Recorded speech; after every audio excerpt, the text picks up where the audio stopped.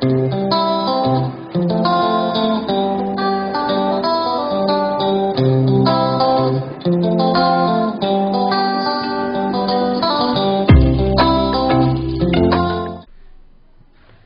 여러분 안녕하십니까?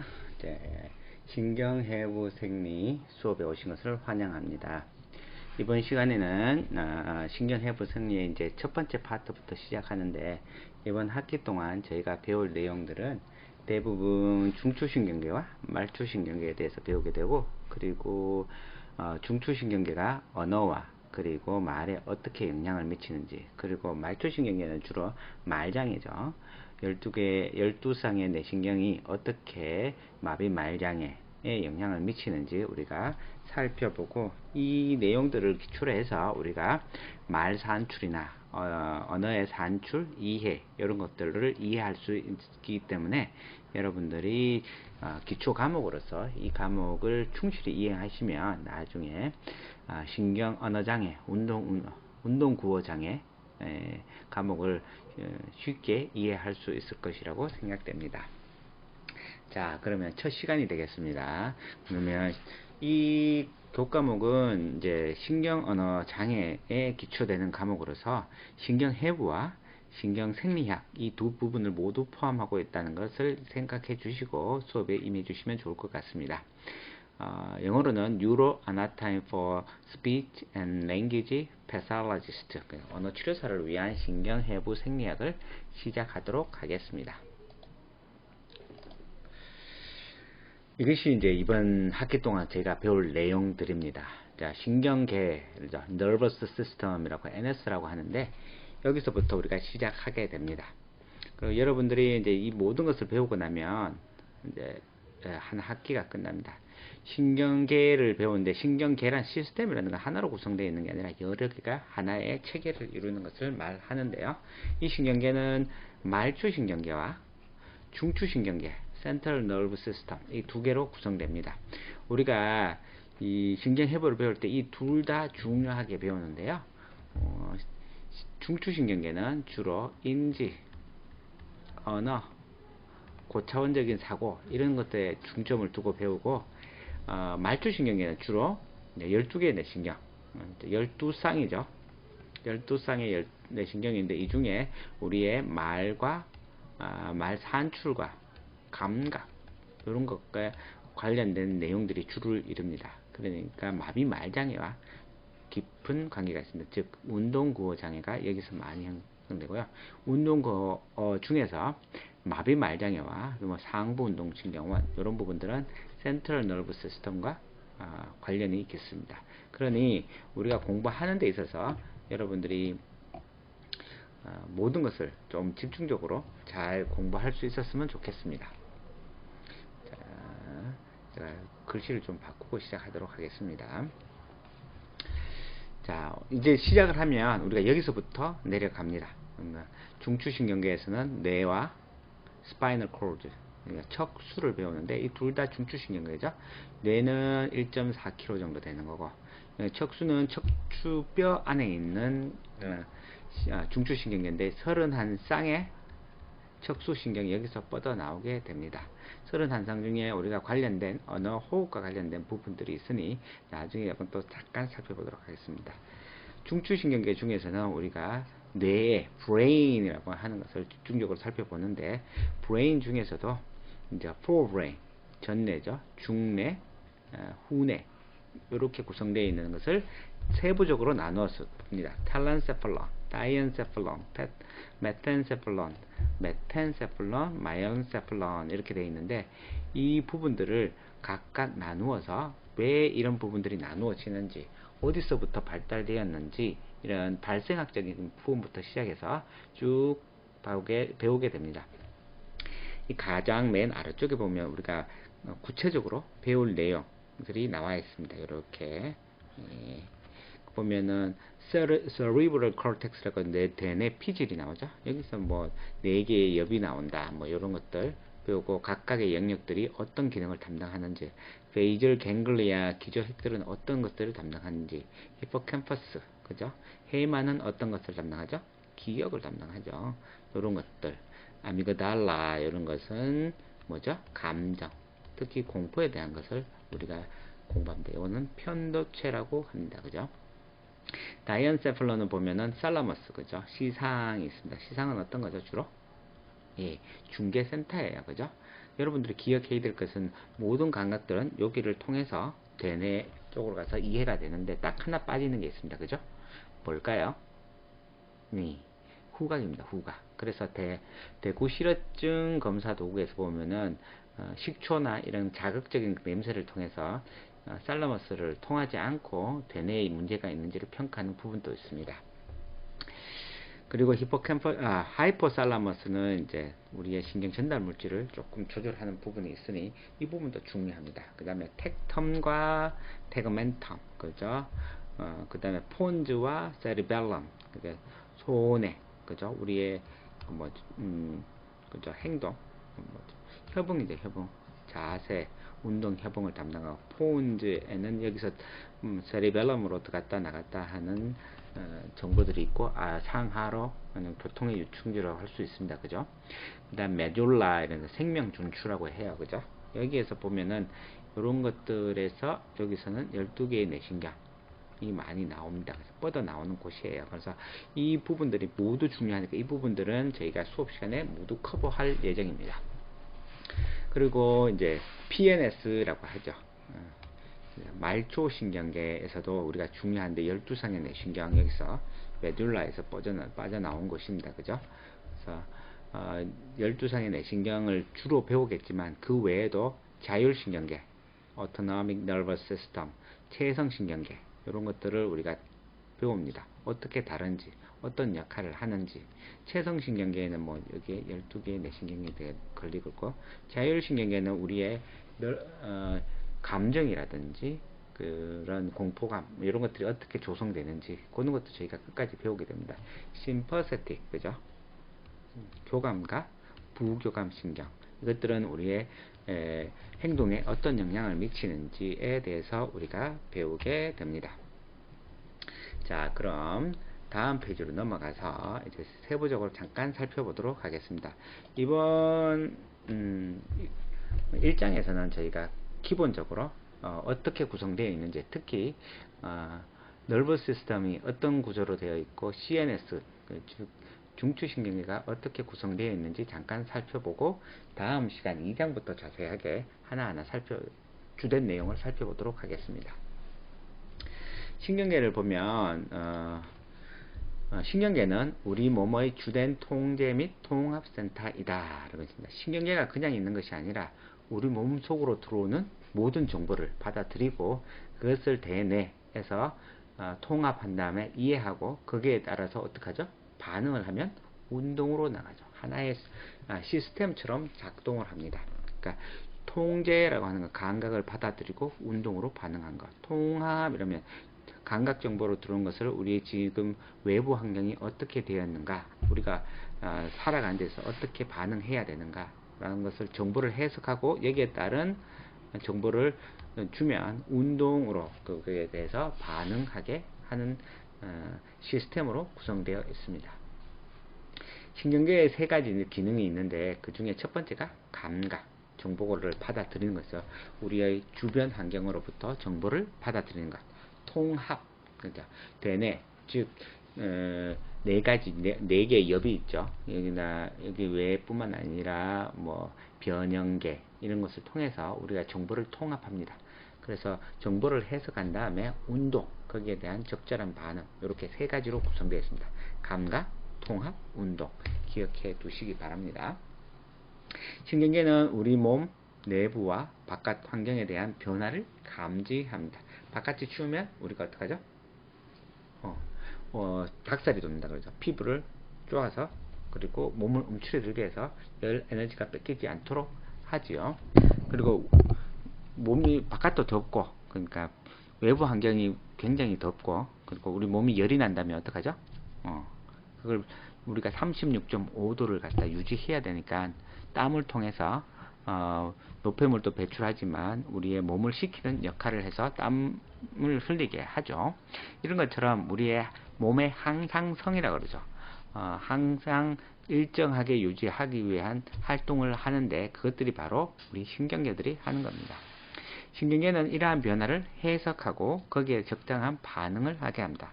여기 나오네요. 신경계는 근육을 수축 혹은 선, 땀샘 같은 것을 선이라고 합니다. 그죠? 땀샘을 통해서 땀을 배출하거나 이런 것들을 통해서 같은 행동을 취하게 함으로써 변화의 해석에 반응하도록 합니다. 그것은 수의적인 것도 있고 불수의적인 것도 있습니다. 근데 수의적이라는 것은 우리의 의지대로 행동하는 것이고 불수의적이라는 것은 우리가 뜻하지 않게 반응한 우리 몸이 자율적으로 반응하는 땀샘을 통해서 땀을 분배하는 것은 자율신경계가 하는 것이다. 그죠? 몸을 36.5도를 유지해야 우리의 뇌를 보호할 수 있고 몸을 보호할 수 있기 때문에 그렇게 작동합니다. 감각, 통합, 반응 이게 지금 우리 신경계가 하는 모든 기능이라고 이야기했습니다. 그죠? 이를 통해서 신경계는 재빨리 몸의 항상성을 유지한다. 호메오스테이시스 그죠? 항상성을 유지해야 됩니다. 그래야 우리가 건강한 몸을 유지할 수 있습니다. 요즘 이제 열이 너무 많이 하면 어떻게 하죠? 예, 내성마비 같은 게 올 수 있습니다. 그죠? 너무 우리 뇌가 36.5도보다 높아지고 38도, 39도, 40도 가면 어떻게 되죠? 예, 병원에 가서 주사를 맞게 됩니다. 그죠? 그래서 빨리 체온을 낮추는 겁니다. 몸에 열이 많게 되면 어떡하죠? 우리가 아이가 있으면 몸에 열이 너무 많아서 온도가 38도, 39도까지 가면 몸의 항상성 유지를 위해서 인위적으로 아동의 옷을 벗기거나 또 그것도 안 되면 더 낮추기 위해서는 알코올 솜 같은 걸로 몸을 문질러서 열을 빨리 증발시켜서 몸의 온도를 낮추고자 하는 행동을 합니다. 그래서 감기가 걸렸다고 하거나 몸살 감기가 너무 열이 나는데 이불을 덮고 있으면 위험할 수도 있겠습니다. 자, 그러면 그 다음 페이지로 가서 자, 신경계는 두 개의 구획으로 나눕니다. 즉 중추신경계와 말초신경계입니다. 중추신경계를 우리는 영어로 Central Nervous System, 그러니까 중추신경계입니다.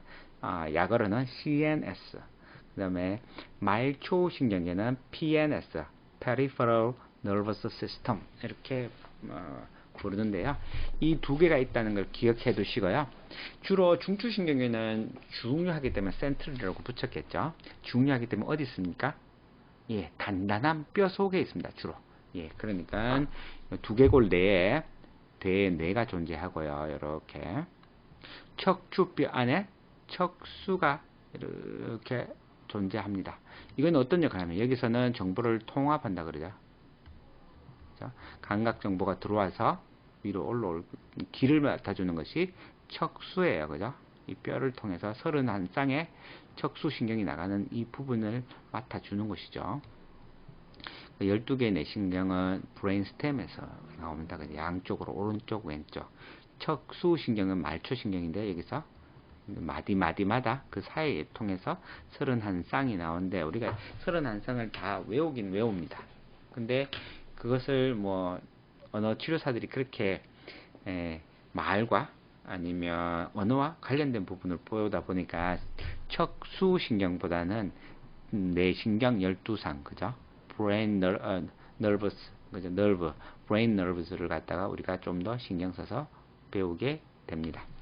즉 척수라는 것은 여기서부터 브레인스템 두개골을 빠져나온 데부터를 말합니다. 그죠? 대뇌공이라는 곳이 있습니다. 그죠? 두개골의 아래쪽에 큰 구멍을 통해서 브레인스템 뇌 줄기가 끝까지 닿고 그 다음부터 빠져나온 부분부터 우리가 척수라고 부르는데 척수는 주로 뭘로 구성되어 있죠? 통로, 액선이나 그죠? 정보를 받는 덴드라이트로 구성되어 있습니다. 그죠? 이렇게 되어 있고 마디마다 신경세포들이 구성되어 있어서 정보를 주고받는 중계로로 역할을 하게 됩니다. 뇌내는 이런 정보를 받아들이고 해석한 다음에 반응을 내어보내는 통합센터로서의 역할을 한다 그랬어요. 그죠? 이렇게 중요한 것은 뼈 속에 있습니다. 그죠? 중추신경계는 대뇌와 척수로 그리고 말초신경계는 조금 덜 중요하죠. 그러니까 몸의 구석구석까지 뇌신경들은 어떻게 얼굴, 그죠? 목까지 식번은 밑으로 돌아가서 위로 돌아온다. 그죠? 그 다음에 척수신경은 팔, 다리를 관장합니다.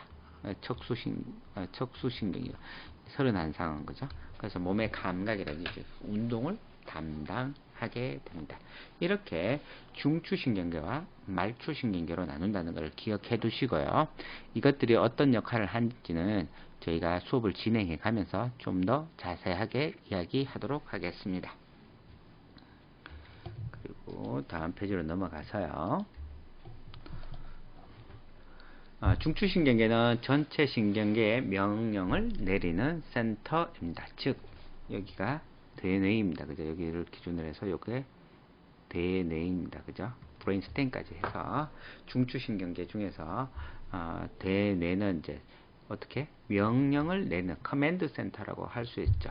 여기서 정보를 받아들인 다음에 해석하고 그거에 대해서 어떻게 반응할지 정보를 내려보내는 센터로서의 역할을 합니다.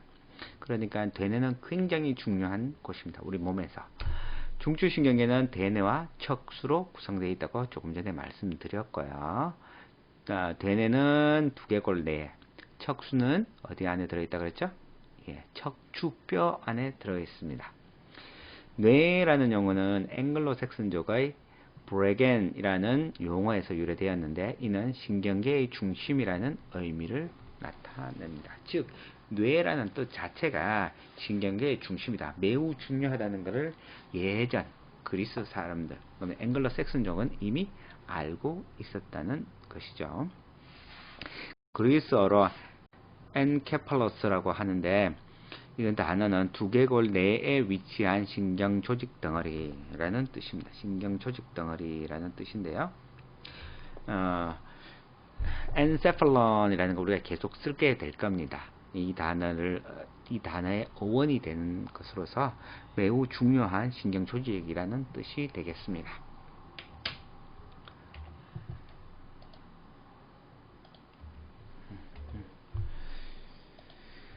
우리의 뇌는 무게가 얼마 정도 되는지 아세요? 예, 1.4kg 정도 됩니다. 1.4kg. 그렇죠? 돼지고기 한 근이 600g입니다. 그죠? 그 2근 정도보다 조금. 이거는 성인의 뇌 크기입니다. 그죠? 1.2kg에서 1.5kg 정도 사이를 우리는 성인의 대뇌 무게라고 할 수 있습니다. 이 조직들은 연두부, 두부처럼 말랑말랑합니다. 그래서 두부와 같은 조직 형태로 구성되어 있고 대부분 100억 개의 뉴런, 신경세포를 뉴런이라 그런다. 그죠? 신경세포가 를 포함하고 있고 1.1조 개의 세포들로 구성되어 있다. 뉴런도 있지만 뭐 여러 가지가 있어요. 그죠? 아교세포. 아교라는 뜻이 풀이라는 뜻이다. 그죠? 뉴런들 주체 세포죠.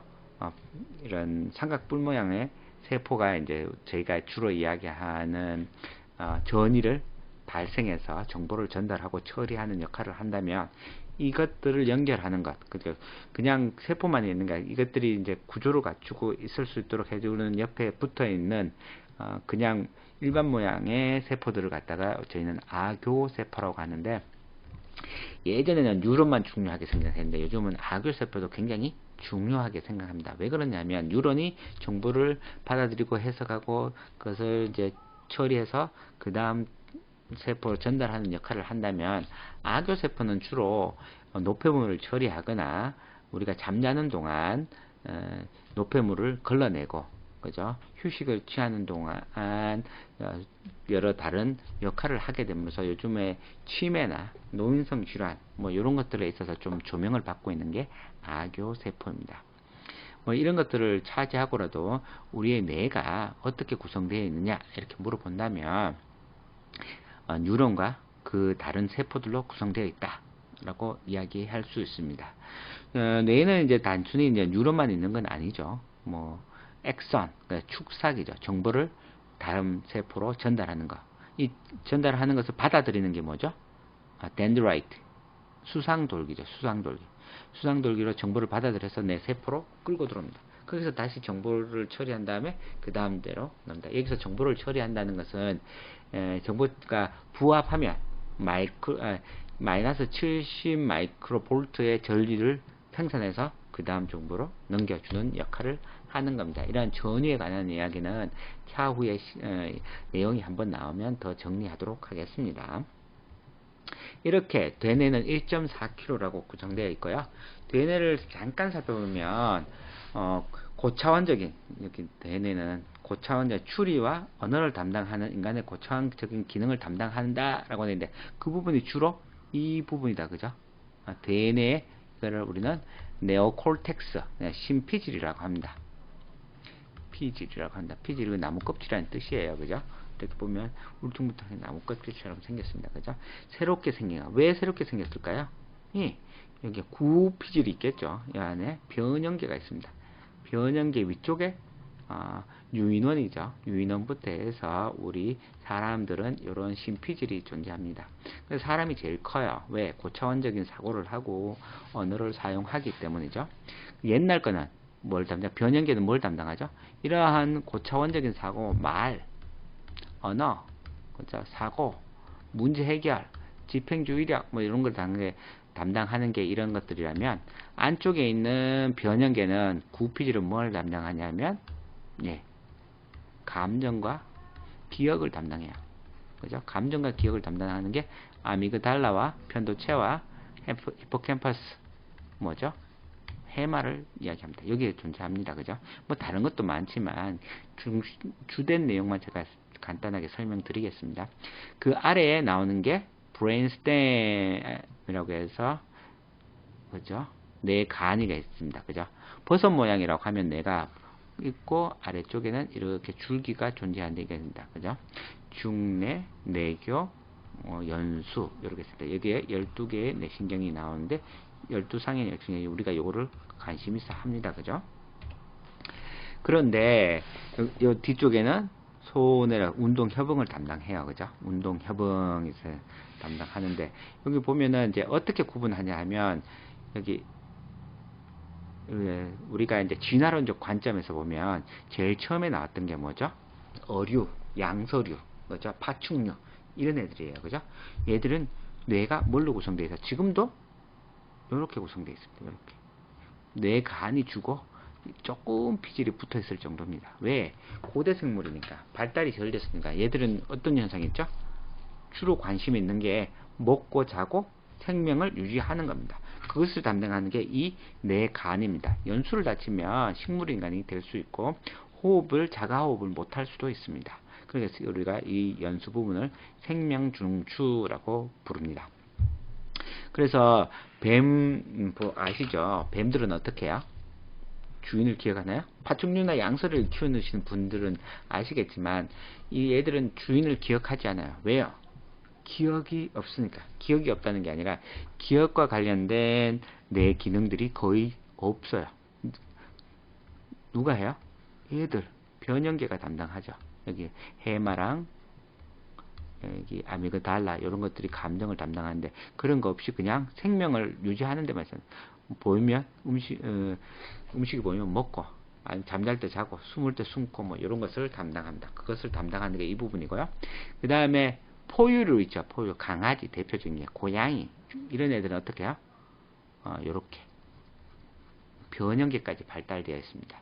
그래서 어떻게 해요? 주인을 잘 기억하고 먹이 주는 사람을 알고 안전한 곳이 어딘지 알아요. 그래서 주인에 대한 복종을 잘 하죠. 여기서 하고 요 심피질이 조금 더 발달해 있겠지만 많이는 아니에요. 근데 사람은 어떻습니까? 사람은 네오콜텍스 문제 해결. 그래서 실질적으로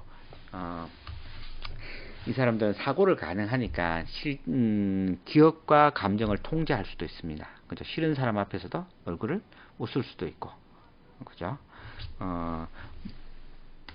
먹을 것을 주는 사람을 좋아할 수도 있고 배신할 수도 있고 뭐 그렇습니다. 그래서 인간이라는 것은 이렇게 세 가지 다를 갖추고 있습니다. 그리고 중간에는 여기 아미그달라마 해마가 요거를 담당하다 보니까 우리의 기억과 공포 이런 것들을 감정을 담당하고 파충류들은 이런 생명 중추만 남아 있습니다. 뭐 이렇게 기억하시면 뇌의 발달학 측면에서 뇌 발생학 측면에서 진화론적 측면에서 우리 뇌를 이해하는 데 조금은 도움이 되고 차후에 우리가 뇌를 배울 때 뇌에 대해서 각 분야를 배울 때 이것들이 원래는 이런 기능을 담당하고 있었구나 라는 걸 쉽게 이해할 수 있을 것입니다. 다음에 우리가 세부적인 내용을 다루면서 한 번 더 이런 이야기를 해보도록 하겠습니다. 즉, 대뇌는 추리와 언어와 같은 인간의 고차원적인 기능을 담당한다. 그래서 뇌출혈이나 뇌졸중을 겪으면 어떻게 되죠? 언어를 잃어버리는 경우가 많습니다. 그죠? 예, 그런 부분에 대해서 이해하기 위해서는 대뇌 생리학을 충분히 이해할 수 있어야겠습니다. 이렇게 이야기하다 보니까 벌써 25분이 지났어요. 그죠? 요 부분, 1장 소개하는 부분을 한 파트를 더 나누어서 다음 시간에 이야기 더 이어가도록 해 보겠습니다.